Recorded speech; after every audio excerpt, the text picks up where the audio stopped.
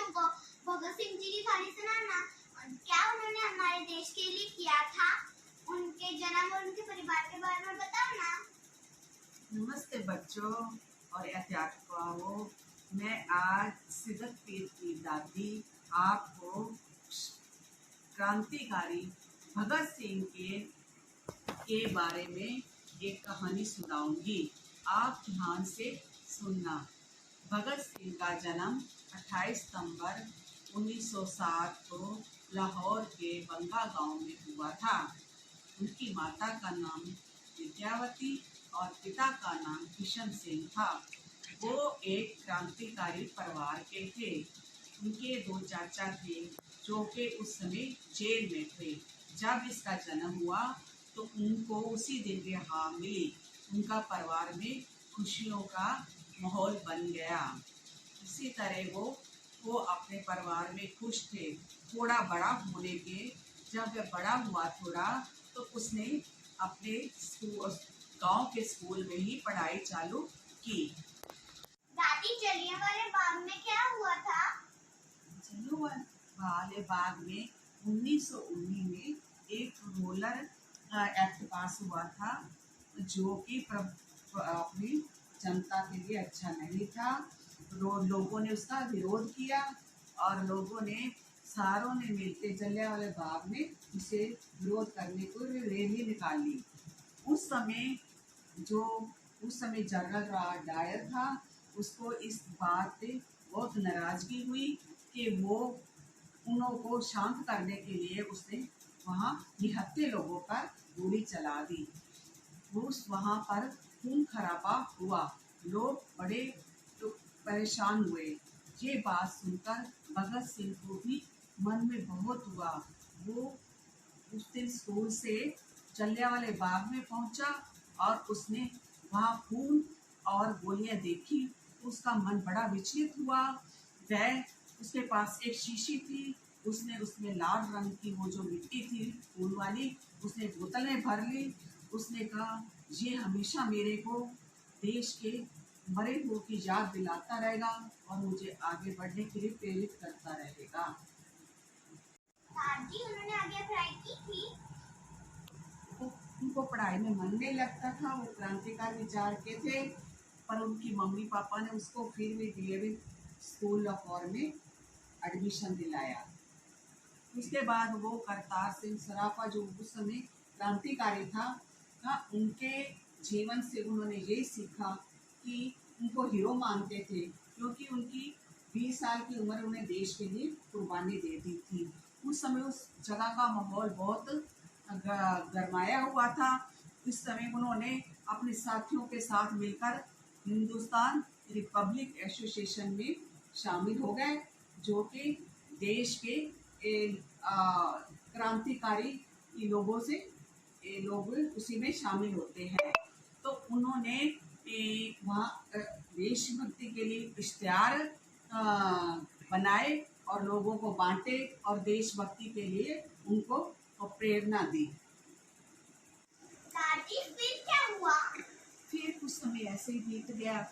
भगत सिंह ने नवजीवन सभा की आरंभ की, स्थापना की और उसने सारे लोगों को देश के प्रति जागरूक किया।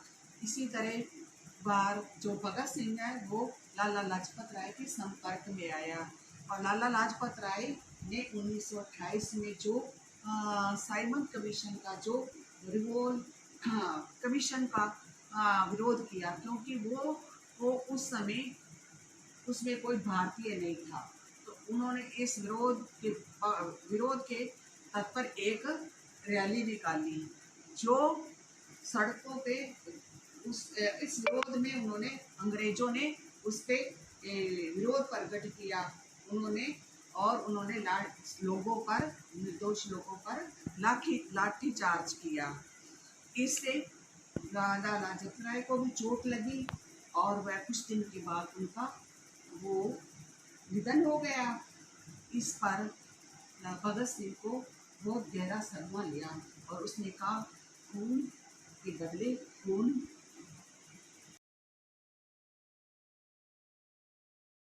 फिर क्या हुआ? फिर भगत सिंह अपने दोस्तों के साथ मिलकर एक योजना बनाई उन्होंने, और पुलिस स्टेशन से बाहर खड़े होकर उन्होंने वो अंग्रेज का जो साइडस था ना, उसको गोली से भून दिया और अपना हिसाब बराबर करके वहां से निकल गए। तो भगत सिंह ने जो है पुलिस की निगरानी थी उसमें से भी वो निकल गए। उन्होंने अपना वेश बदला और वो वहाँ से लाहौर से फरार हो गए। इस वेश बदलने के लिए उन्होंने अपने बाल भी कटवाने पड़े, और बाल जो होते हैं वो सिख धर्म जो होता है उसमें भी एक बलिदान के बराबर होता है। सिख धर्म में बाल नहीं काटते हैं, तो उन्होंने अपने धर्म को पीछे छोड़ के और देश को आगे रखा। ये बहुत बड़ा बलिदान होता है। ये वह इससे भी नहीं चुके और क्रांति के लिए और आगे ही आगे बढ़ते गए। दादी फिर भगत सिंह कहाँ गए? बेटा भगत सिंह जो है ना, वहाँ से कलकत्ते चले गए। वहाँ उनका दोस्त रहता था जतिन दास। वो क्या करता था? बम बनाता था। बम बनाता था? उनको हाँ बम बनाना आता था? हाँ बेटे, उस समय छोटे छोटे बम बनते थे। उसने वहाँ जाके उससे बम बनाना सीखा, और वहाँ उसी समय एक सेफ्टी बिल वहाँ पास होना था असेंबली में। उन्होंने नक्की किया, प्लान था कि जिस दिन ये जो बिल पास होगा उस दिन हम ये बम से धमाका करेंगे। वो बम ऐसे थे, धमाका करते थे पर उससे शोर होता था, किसी को चोट नहीं लगती थी। उन्होंने वो टाइम मुताबिक जिस दिन असेंबली में पास हुआ उस दिन उन्होंने वहाँ बम फोड़े और उसका शोर बहुत हुआ। उनका यही इरादा था कि हम किसी तरह गिरफ्तार हुए, तो पुलिस वालों ने उसे गिरफ्तार कर लिया और उसे कोर्ट ले गए। जब उन्होंने कोर्ट में ले गए तो वो पुलिस ने कोर्ट में ले गई, तो उन्होंने अपनी सारी बातें वहाँ कही और लोगों को भी, क्योंकि वो सब जनता के सामने होता है, तो लोगों ने वो उन्होंने अपने देश के प्रति जागरूक किया और अपने देश को प्रति उन्होंने कहा कि हमें अपने देश को आज़ादी दिलानी है। दादी फिर क्या हुआ? फिर भगत सिंह लाहौर के जेल में बंद कर दिया गया। उन्होंने वहाँ चट्टान की तरह मजबूत रहे और अपने इरादे पे पक्के रहे। उन्होंने अपना वहाँ उन्हें खाना भी अच्छा नहीं मिलता था और उन्हें वो किताबें वगैरह पढ़ने को भी नहीं मिलती थी। उनको बड़ा गुस्सा आया। उन्होंने अपने दोस्त राजगुरु और सुखदेव के साथ मिलकर भूख हड़ताल की। फिर उन्होंने वैसे देशभक्ति के नारे लगाते रहे और एक दिन 7 अक्टूबर 1923 को उनको उनके वकील ने कहा कि आपको फांसी की सजा सुनाई गई है। तो वो बहुत खुश हुए। उन्होंने कहा अंग्रेजों के आगे झुकने के बजाय हमें अपने देश के लिए कुर्बान होना, फांसी चढ़ना मंजूर है। 23 मार्च 1931 को अपनी फांसी हुई। उन्होंने फांसी चढ़ने से पहले इनकलाब जिंदाबाद के नारे लगाए। प्यारे बच्चे, हमें ऐसे इंसान बने, हमने ऐसे इंसान की कहानी सुनी जिसने देश के ऊपर अपनी ज़िंदगी को कुर्बान कर दिया। 23 साल की उम्र में, 23 साल की क्या उम्र होती है बेटा? 23 साल की उम्र में अपनी सारी उसने देश के लिए कुर्बानी करके अपने आप को मौत के गले लगा लिया। बच्चों, मेरी कहानी आपको कैसे लगी? मुझे तो अच्छी लगी।